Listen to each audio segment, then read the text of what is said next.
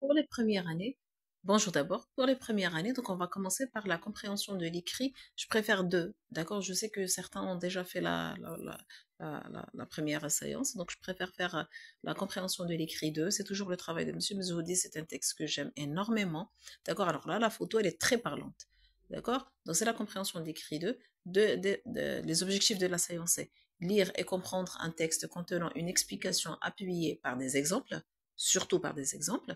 D'accord? Et puis connaître pardon, la structure d'un texte explicatif, pouvoir repérer les points de langue vus dans la séquence, dans cette séquence, donc la séquence 5. C'est ça l'intérêt de la compréhension de l'écrit 2. Ce n'est pas comme la compréhension de l'écrit 1. En compréhension de l'écrit 1, l'élève va découvrir le texte, va découvrir la structure du texte. Mais on va introduire d'une manière très, très légère les points de langue qu'il va voir dans la séquence. Par contre, la compréhension de l'écrit 2, non, son objectif, certes, de comprendre le sens du texte, dégager la structure, mais surtout repérer les points de langue, être capable de faire sortir, de repérer les points de langue vus dans la séquence. S'ils ont vu le but, il est capable de relever le but. S'ils ont vu l'exemple, l'illustration, il pourra relever un exemple. S'ils ont vu les verbes du troisième groupe, il pourra relever les verbes du troisième groupe, etc. C'est ça l'intérêt de la compréhension de l'écrit 2. Expliquer le texte, oui, faire comprendre, oui, dégager la structure, oui, mais aussi demander à vos élèves de vous relever tout ce qu'ils ont vu durant la séquence, n'oubliez pas. Allez, donc c'est un texte que M. Mzoudi a choisi lui-même, la pollution de l'eau. La pollution des océans est un phénomène qui salit le monde nautique. Autrement dit, j'ai déjà une définition et j'ai une reformulation. Autrement dit, le jet de certains éléments polluants menace la vie de la faune et la flore marine. Mais quelle en est la raison? Le premier responsable est l'homme, qui pollue les océans avec des eaux usées, du pétrole et des déchets d'usines. Dans cette dernière, on se débarrasse parfois des déchets en les mettant dans les flux qui sont ensuite jetés dans la mer. Par conséquent, les déchets se répandent dans l'eau. Ils tuent ainsi des milliers de poissons et de mammifères, comme les dauphins. Aussi, les marées noires, causées par le pétrole déversé dans la mer, polluent les côtes et engluent la fourrure et les plumes des oiseaux, ce qui les empêche de nager ou de voler, allant même jusqu'à les empoisonner s'ils essayent de se nettoyer. La pollution de l'eau est dangereuse et nous devons lutter tous ensemble contre celle-ci. Camille Aucher, futurascience.com. Très très beau texte, magnifique même. Alors, il a accompagné ça d'une photo. Très bien, donc comment vous allez commencer la séance? D'abord, vous leur dites, alors les enfants, quel est l'intitulé de la séquence 5? Donc, la séquence 5, c'est comprendre et produire une explication, insérer un ou des exemples. Bien, alors, quel est le thème de cette séquence? Ben, c'est la pollution. Il y a combien de types de pollution? Il y en a 3. Lesquels? De la mer, du sol ou de la terre, et puis de l'air. Très bien. Alors, les enfants, et puis vous collez cette photo au tableau. D'accord? Cette photo ou d'autres, l'essentiel de la pollution de la mer. Alors, les enfants, qu'est-ce que vous voyez sur la photo? Regardez, elle est répartie en 2 parties. Très bien. Elle est répartie en 2 parties. C'est bien. Alors, qu'est-ce que vous voyez sur la première et qu'est-ce que vous voyez sur la première partie? Qu'est-ce que vous voyez sur la deuxième partie? Quelle est la différence entre les deux? Ben, les deux sont... On est toujours dans la mer. Donc, c'est quelle pollution? La pollution de la mer. Bien. Regardez le côté. Quel est le meilleur côté, si vous voulez? Donc, c'est le côté gauche. Qu'est-ce que vous voyez sur le côté gauche? Ben, on voit un bateau qui circule, on voit des animaux qui s'épanouissent, des animaux marins, bien sûr, des poissons qui s'épanouissent. Il y en a beaucoup. Alors regardez en quantité, il y en a beaucoup. Et puis pour les sortes, il y a beaucoup de sortes de poissons. La vie ici est pas mal, elle est bien et tout. Ils sont tranquilles. Regardez l'autre moitié, le côté droit. Qu'est-ce qu'il y a? Regardez dans la rive, avant de passer à la mer. Ben, on voit qu'il y a des fumées. Ils viennent d'où ces fumées, les enfants? Ben, ils viennent des usines. Donc, il y a des usines qui sont près de la mer. Bien. Et puis, regardez la mer, les enfants. Elle est comment? Déjà, la couleur de la mer, elle n'est pas comme l'autre, elle n'est pas aussi bleue. Et puis, elle est terne, la couleur, elle n'est pas très vive. Et puis, pour la quantité, ben non, il n'y en a pas beaucoup. Et puis, pour les sortes, pour les genres, ben, il n'y en a pas beaucoup. Il n'y a pas toutes les races, il n'y a pas toutes les sortes, en fait, de poissons. Donc, qu'est-ce que vous préférez, côté gauche ou droit? Ben, c'est le côté gauche. Le côté droit, il est touché par quoi? Il est touché par la pollution. Et on va voir, les enfants, quelle est la relation entre les usines et la pollution de l'eau. D'accord? Bien. Après, vous faites photocopier bien sûr ce texte et vous le passez aux élèves, ils vont le coller sur le cahier. La première des choses. Allez, comment vous voyez de combien de parties se compose ce texte?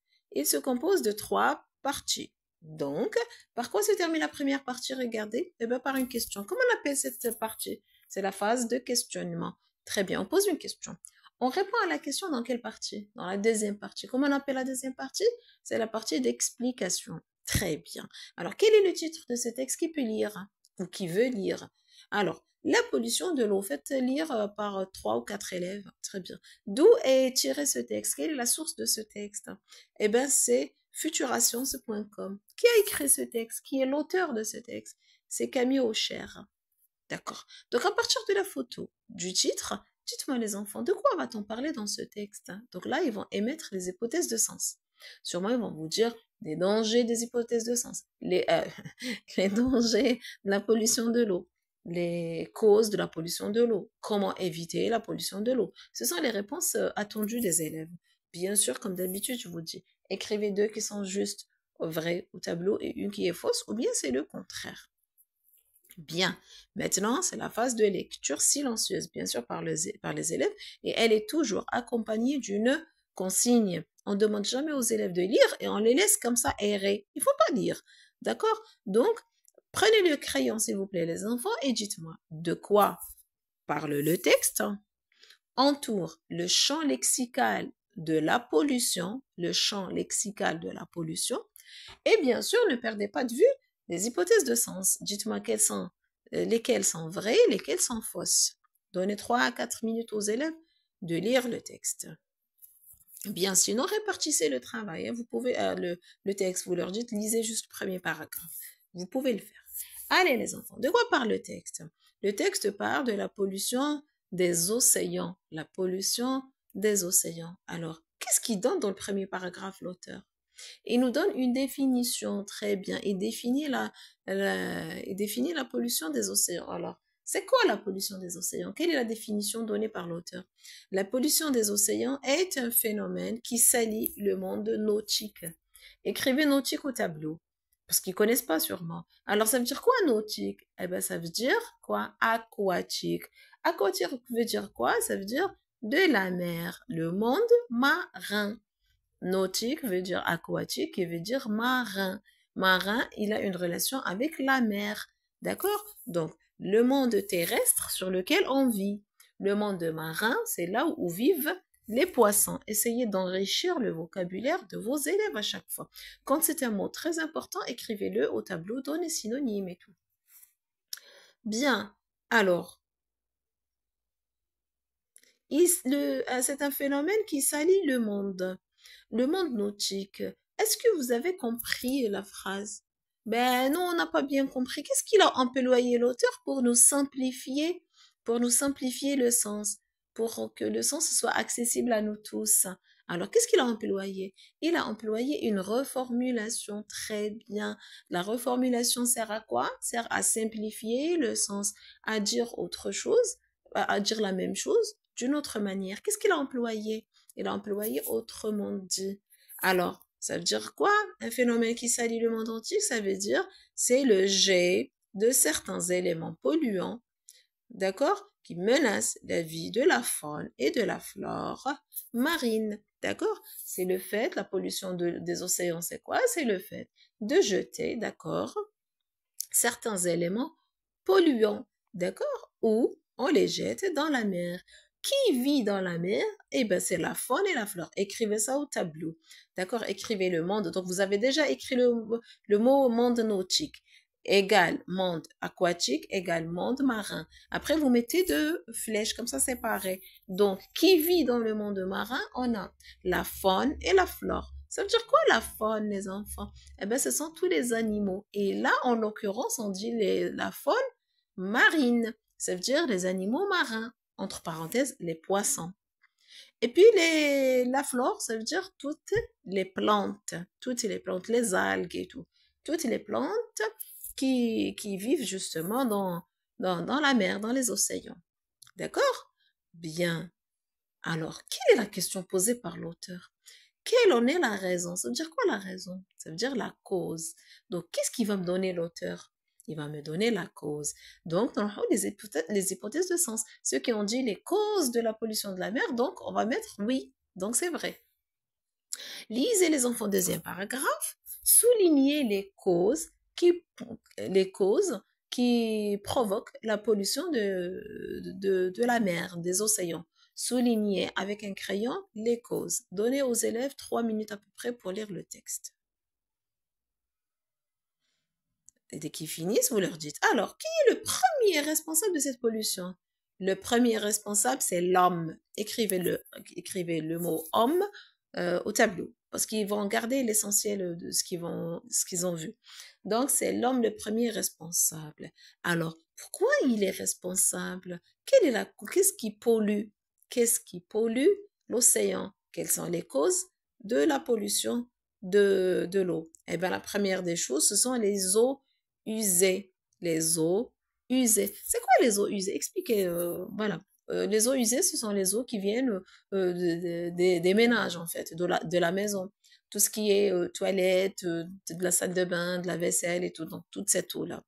Et puis, on a du pétrole. Quand le pétrole se déverse sur la mer, donc ce qu'on appelle la marée noire. Expliquez le phénomène.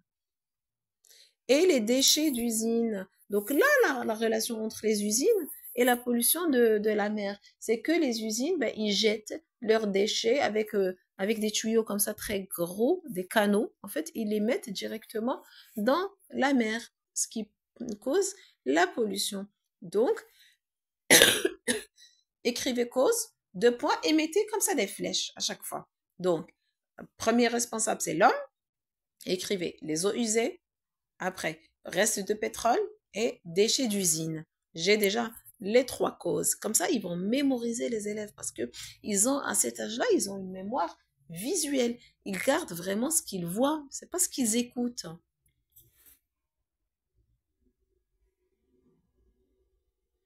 Alors, maintenant, du moment que toutes ces causes-là, les eaux usées et tout, polluent la mer, est-ce que ça a des conséquences négatives ou positives sur les océans? Des conséquences négatives. Relisez, entourez maintenant, ou bien encadrez les conséquences de la pollution de la mer. Encadrez les conséquences de la pollution de la mer. Alors, les pollutions, ils tuent des milliers de poissons. J'ai déjà écrit cause. De l'autre partie, je vais écrire conséquence. Donc, la mort de milliers de poissons et mammifères. D'accord. Ensuite, j'ai aussi la marée noire, le phénomène de la marée noire. Vous leur dites, vous voyez ce bateau, quand il se trouve, et il transporte le pétrole, et quand il se trouve, eh ben, le pétrole va se déverser sur la surface de la mer. Et comme le pétrole est toxique, eh ben, il tue les animaux marins. Donc, on a comme conséquence aussi la marée noire. Et puis, on a aussi, voilà, l'empoisonnement aussi des animaux marins. La mort des animaux marins, l'empoisonnement aussi. Et puis, on a la marée noire comme conséquence de cette pollution. Donc, finalement, lisez le dernier paragraphe. Dites-moi, que dit l'auteur dans le dernier paragraphe? Donc, et que la pollution est dangereuse. Et qu'est-ce qu'on doit faire? Le but, qu'est-ce qu'on doit faire? Pourquoi vous travaillez? Pourquoi on vous dit qu'il y a beaucoup de pollution, qu'elle est dangereuse et tout? Pour lutter contre cette pollution, pour éviter cette pollution, pour combattre la pollution. Bien. Maintenant, les enfants, relevez-moi du texte. Euh, Tracez. Regardez. Vous pouvez tracer un petit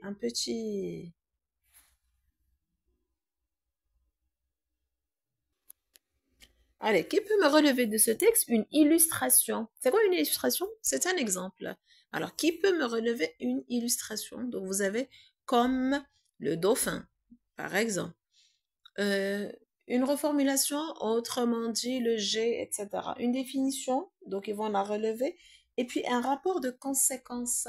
Qui peut me relever du texte? Un rapport de conséquences, vous avez par conséquent les déchets, etc. Bien. Après, vous pouvez aussi viser le but. Il n'y a pas ici un rapport de but, il me semble.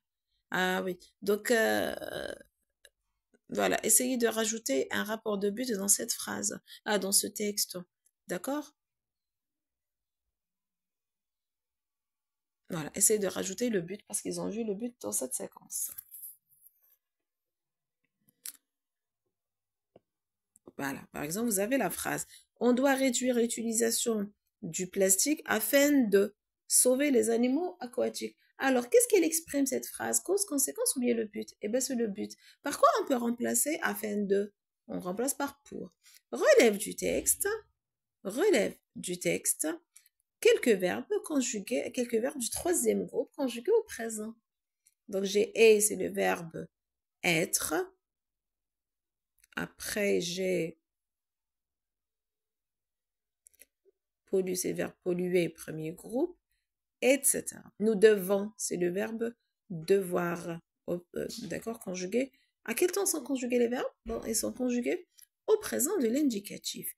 Comme synthèse, bien sûr, la pollution de l'eau est très dangereuse pour notre planète. Elle provoque certaines maladies respiratoires comme l'asthme et elle tue des milliers d'animaux marins. Sinon, comme synthèse, vous pouvez proposer, par exemple, comme je vous ai dit déjà, le monde marin égale aquatique égale nautique. Après, cause, trois flèches, euh, homme, les eaux usées, les premiers responsables, l'homme, vous mettez une flèche, les eaux usées, le pétrole, les restes du pétrole, et vous avez les déchets des usines.